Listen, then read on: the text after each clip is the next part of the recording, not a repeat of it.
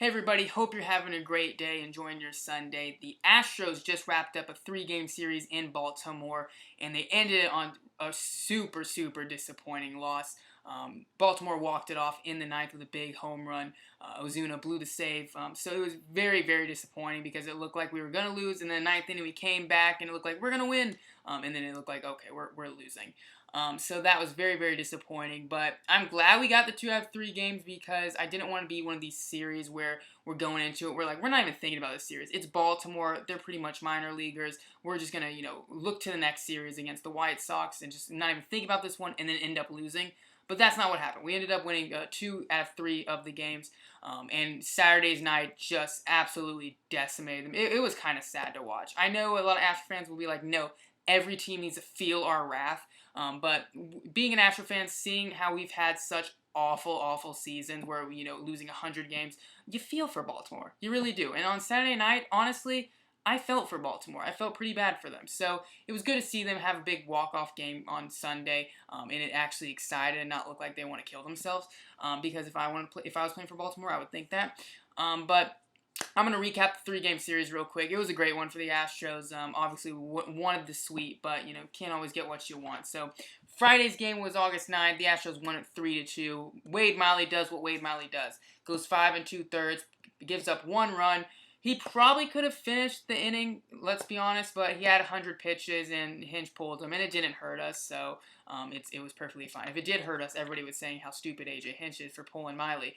But Miley, he always does, goes 5 innings, goes 6 innings, but he always, it seems like, keeps it under 3. I know not every time. Always seems like he keeps it under 3 runs or less, and he's been doing really well. Very consistent, I feel like. Bregman and Alvarez had RBIs in the first inning to make it 2-0. Jace Peterson for the Orioles had a homer in the 5th, but Altuve had a triple to get an RBI, and that's all the runs we needed. Of course, Steve Wilkerson for the Orioles hit a home run to make it 3-2, but the Astros win it. Ozuna gets the save. Dylan Bundy, the Orioles pitcher, went 6 innings, struck out 6, and gave up 2 runs. So pitched honestly pretty well, but just Wade Miley did a little better, and the Astros bullpen helped him out as well. So that continued our 7-game winning streak. Now, Saturday was just a hit, home run, everything barrage for the Astros offense. It was sad at times, and it looked so unfair how good we played. The Astros scored 23, a franchise record for the history of the Astros. 23 runs against Baltimore's 2. Let's talk about pitching, because that's obviously what we want to hear about in a 23-2 game. Aaron Sanchez pitched for us, went 5 innings, gave up a run, struck out 6. We had a Bregman home run. We had an Altuve home run. This guy, Correa, a 474-foot home run, the longest in Baltimore's park since the StatCast era has begun in 2015, since StatCast has tracked these home runs. The longest in the history of the ballpark, or since StatCast, 2015. But the longest home run of Correa's career, it was a bomb. Alvarez had a home run. Alvarez with 3 home runs, including a grand slam.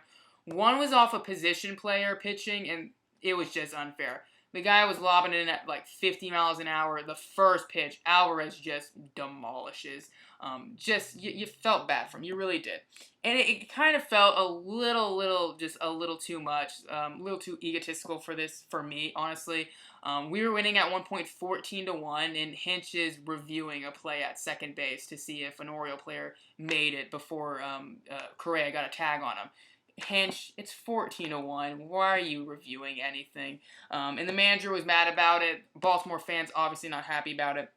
The manager for the Orioles said in the 3rd inning he was already planning on how to even get through this game because the score was already 9-1 at that point. He was just thinking, how am I going to have pitchers? Am I going to have to do a position player pitch? And that's really what he had to do.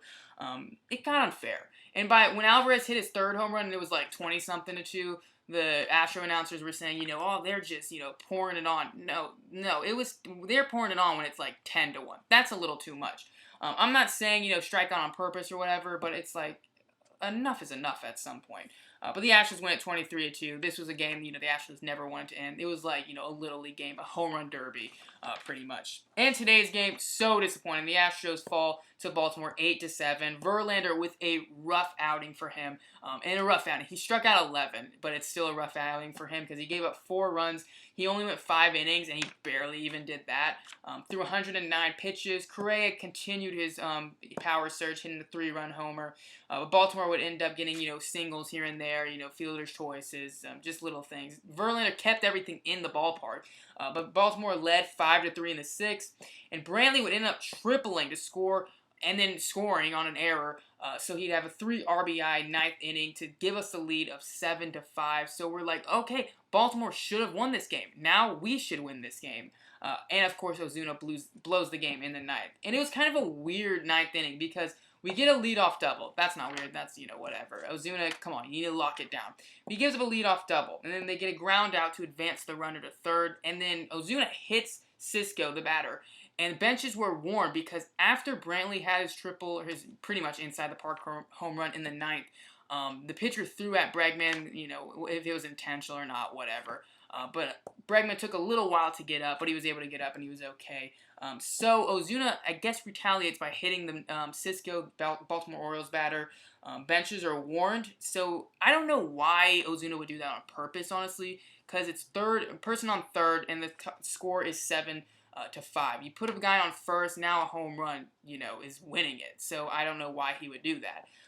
But Davis hits a sacrifice fly to make it 7-6, and then Ruiz for the Baltimore Orioles hits a huge walk-off home run to give the Orioles, the big win. Ozuna blows a save.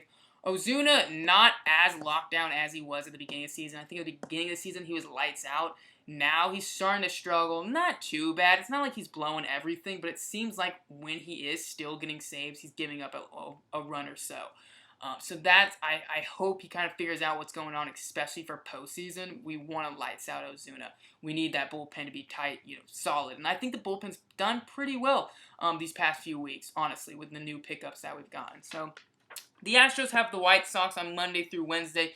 Zach Greinke gets the start tomorrow. I'm very excited for that because I want Greinke to redeem himself after his first ever start with the Astros and do a really, really good start. And then the A's play Thursday through Sunday against the Astros for a 4-game series. So that's what we have for this next week. So good series for the Astros, winning 2 out of 3. Obviously, we would like to get the sweep, but you can't always get what you want. If you bet on the Orioles, I think you're picking up some bank because it was the biggest odd deficit in this season in baseball for any team. Apparently, it was some crazy odds that the Astros were picked to win. So if you had the Orioles, you got some big money, I bet. So thanks so much for watching. I hope you enjoyed this little recap. Sorry I talked too long for these series. I apologize. But I hope you enjoyed this video nonetheless. Let me know what you're thinking of the Astros. Are you worried about anything? Do you think the offense is doing so well that we're going to be perfectly fine in the postseason? Let me know. I'd love to hear it. So thanks so much for watching, guys. And as always, have a great day.